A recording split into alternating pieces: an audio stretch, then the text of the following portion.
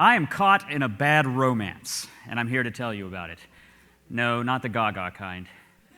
You see, I'm a West Virginian, and therefore, like all West Virginians, I am stuck in a dysfunctional relationship with a rock, coal. I want to tell you the story of this relationship, how it began, its ups and downs, and how it must end, because it will end. This isn't a fairy tale. There is no happily ever after for West Virginia and coal. There's only so much of it in the ground. And whether this breakup that is coming is empowering or devastating depends on how we prepare for it. The German explorer John Peter Sally discovered coal in southern West Virginia along the banks of a river in 1742. We now call that river the Coal River. The first commercial coal mine was opened in 1810 in the northern part of the state by a man named Conrad Kotz. But coal in West Virginia didn't really begin to boom until the railroads reached the coal-producing counties in the southern parts of the state in the late 19th century. My great-grandfather and my grandfather were underground coal miners in Kanawha County in the late 1800s and the early 1900s. I wasn't fortunate enough to know my great-grandfather, Alfred, but I've heard his stories about life in the coal mines my whole life from my family. Just a few years ago, my Uncle Fent told me about how when he was a boy, he was fascinated by my great-grandfather's breast auger. A breast auger, is a long handheld drill that rests against a man's chest. The miner leans his weight into the drill, and the bit will drill into the coal seam to make a hole for explosives.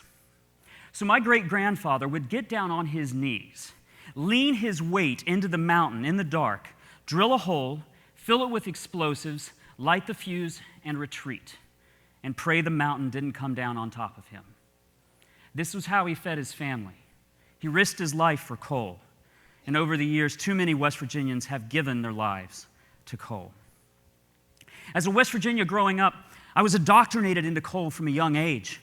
Our schools teach about how important coal is to West Virginia's economy. Even our science experiments revolved around coal. Does anyone know what this is? That's right. It's a coal garden, an experiment in crystallization where you add chemicals like bluing and ammonia to a lump of coal, throw on some food coloring, and grow yourself a garden. Now, this garden was grown by West Virginia writer Janet Smart, who was kind enough to give me permission to use these photographs. So as West Virginians, our lives are bound up with coal. It has been part of our history for a long, long time, and the story that we tell about ourselves about this relationship is that it's been constant and consistent, but in fact, it's been quite stormy. You might say it's been an on-again, off-again romance. You know the type of relationship which has its highs and lows, its ups and downs, but you keep coming back together. Now, psychologists tell us that these reconciliations are often driven by loneliness and self-esteem. Low self-esteem, which might be what's happening on West Virginia's part. But on coal's part, it's just the boom-bust nature of the coal economy. World War I, boom, post-war bust. World War II, boom, post-war bust. The energy crisis of the 1970s, boom, the 1980s, bust. The late 1990s and early 2000s, boom, literally. Today, bust. It's been a real yo-yo of a relationship. But nonetheless, it's been a long-term relationship. And in the course of this relationship, West Virginia has sort of lost its identity. There's been a fusion between West Virginia and coal.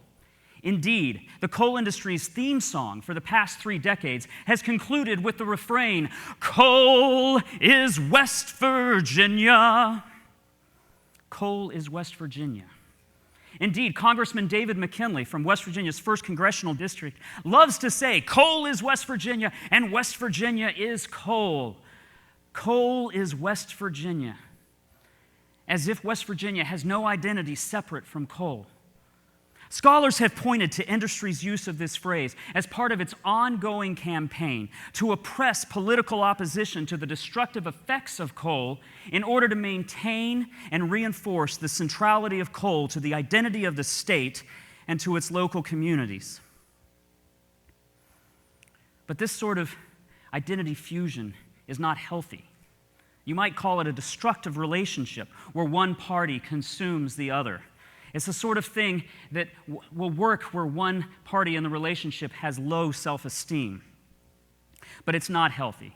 In fact, you might call the relationship between coal and West Virginia the quintessential destructive relationship. And a prime example of that is the prominence of surface mining in West Virginia.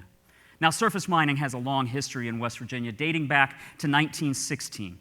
But in the 1990s, the mining industry turned surface mining up to 11, with the increase and expansion of the practice known as mountaintop removal coal mining. Imagine a West Virginia mountain like a layer cake. You have a layer of rock, layer of shale, etc. And every now and then you get a layer of coal, and that's the icing. Everyone wants the icing, right? So in mountaintop removal coal mining, you cut down all the trees off of the mountain. You bulldoze the topsoil into the streams around the mountain, and you blast the sandstone down to the coal seam. Then you extract that seam and blast the next layer of rock down to the next coal seam, on and on. And these seams are small, thinner than you could mine using traditional mining methods. So what drove the expansion of mountaintop removal coal mining? Well, believe it or not, it was an environmental law, the Clean Air Act amendments of 1990. With that statute, Congress wanted to reduce sulfur emissions into the atmosphere in order to reduce acid rain. So they gave power plants a choice: either burn low sulfur coal or install scrubbers on your smokestacks. The problem is those scrubbers were very, very expensive. And so the demand for low sulfur coal skyrocketed. Suddenly, coal in southern West Virginia that was too expensive to mine because of the mountain that happened to sit on top of it was economical. So in come the drag lines. These monstrous machines are mountain eaters. They are used to remove the overburden, the layer of rock that sits on top of the coal, what used to be the mountain. And what happens to all of that overburden? Well, despite laws that say that the mining industry is supposed to restore the mountain to its approximate original contour, much of the overburden ends up in the mountain streams that surround the mine, in what are called valley fills. Valley fills are enormous, and they contain millions of tons of rock. The streams underneath them are buried forever. And there are a lot of valley fills in West Virginia. In fact, the EPA estimates that 2,000 miles of streams in West Virginia have been filled with mining waste. By comparison, the mighty Mississippi River is 2,300 miles long from its headwaters in Minnesota to its mouth at the Gulf of Mexico.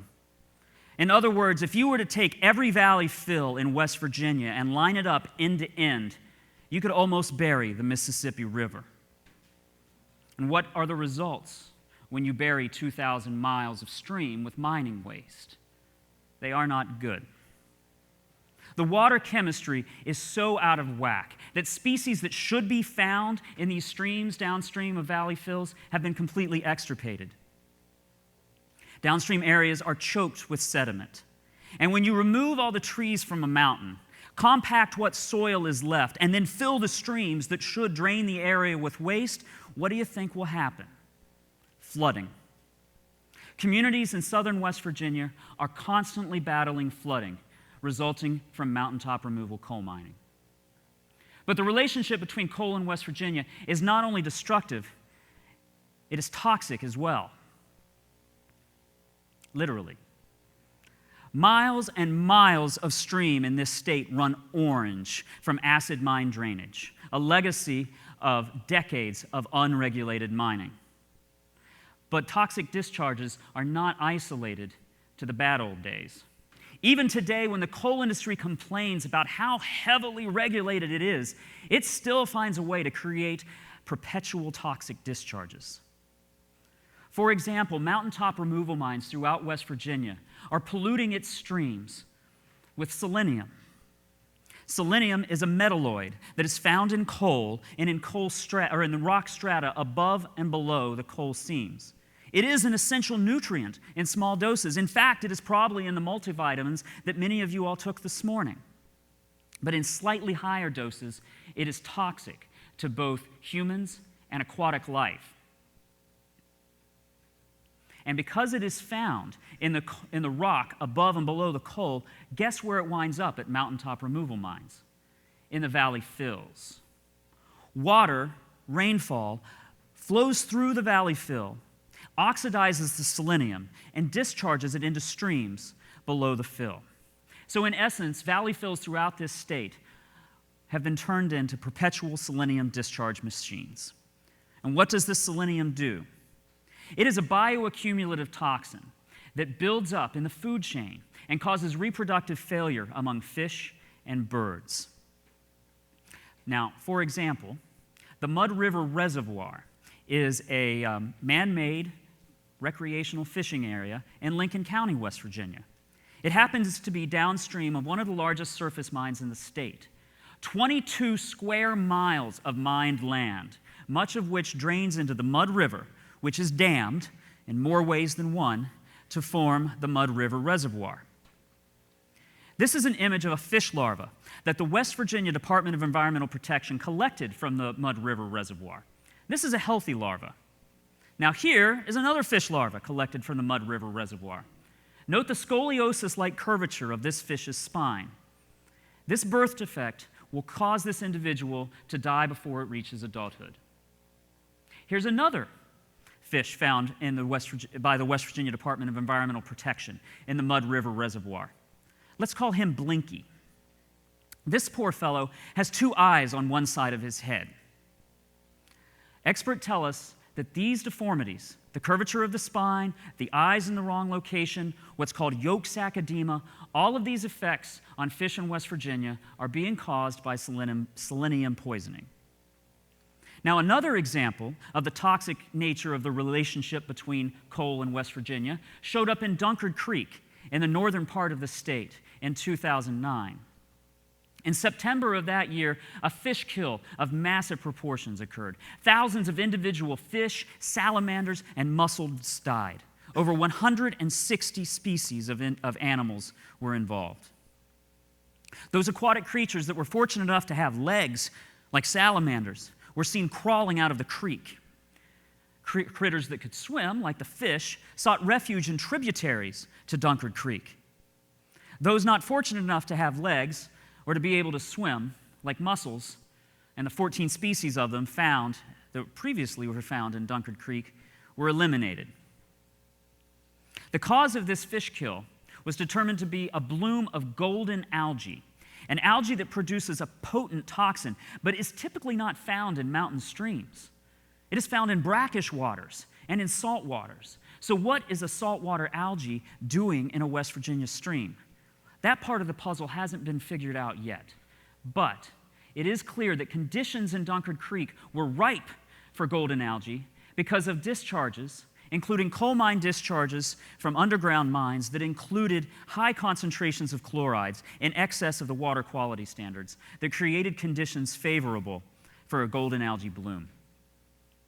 Now, fish are not the only creatures that are affected by the toxic nature of this relationship between coal and West Virginia. West Virginians are too. After all, it is our air and our water that is being polluted.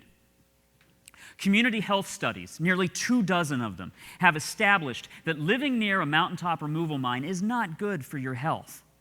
For example, research shows that birth defect rates are significantly higher in areas of Appalachia with mountaintop removal coal mining than in non-mining areas.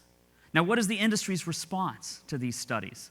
Well, the National Mining Association's lawyers criticized this birth defect study, saying that researchers failed to consider consanguinity as a potential cause for birth defects. Consanguinity. All of us West Virginians have been the butt of that joke before. Consanguinity is lawyer speak for inbreeding. The blame game, yet another part of the toxic relationship. But the truth of the matter is, the relationship between coal and West Virginia has an expiration date. Now, some relationships do last till death do us part, but most do not. Most have an expiration date. And sometimes when you go into a relationship, you know the expiration date. A summer love. You're going to graduate soon. Those sorts of things. Sometimes you don't know the exact date, but you have this feeling that your partner just isn't the one. Well, West Virginia coal isn't the one. The United States Energy Information Administration predicts that Central Appalachian coal production, which includes West Virginia, is going to plummet over the next 10 years and flatline at a rate about half what it is today. Local coal executive Jim Justice told the press just this week that we may be, in his words, witnessing the death of the coal industry in West Virginia.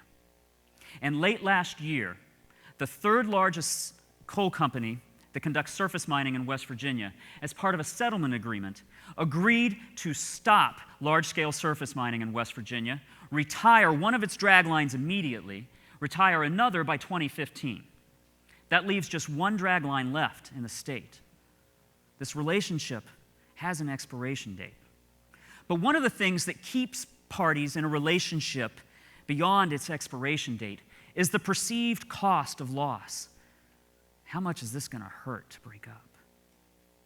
How hard is it going to be to move on? How hard will it be for me to find another partner?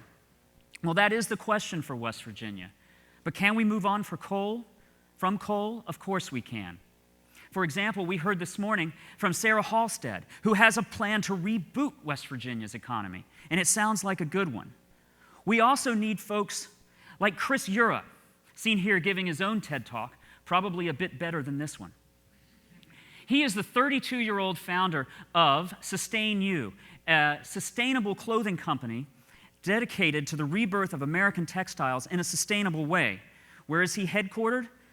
Morgantown, West Virginia. Why? Because he's a West Virginian. And like many West Virginians, he left and has come back because he loves this state and he wants to make a difference. But not only do we need entrepreneurs to make this change, we're going to need some coin. It's going to be expensive to achieve economic diversification. We need an educated workforce. We need infrastructure.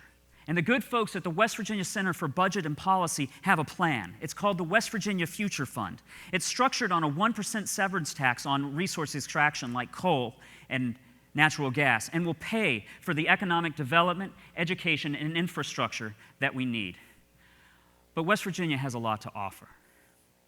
Just 2 days ago, we celebrated the 150th birthday of West Virginia. And to commemorate the event, the United States Postal Service released this stamp. Now, West Virginia, of course, was born in the midst of the Civil War. At a time of unimaginable turmoil, we essentially ended a long-term relationship with Virginia, not knowing what was going to happen, not knowing if our young state would survive. But we did. Look, we don't know the perceived cost of loss. We don't know what the cost of loss of this relationship is going to be, but we do know what the cost of staying in it will be, and that is a cost too great to bear. West Virginia cannot be paralyzed by the fear of the cost of loss. West Virginia must individuate again. It is said that courage is a love affair with the unknown. It's time for West Virginia to begin a new love affair. West Virginians must choose the unknown. Thank you.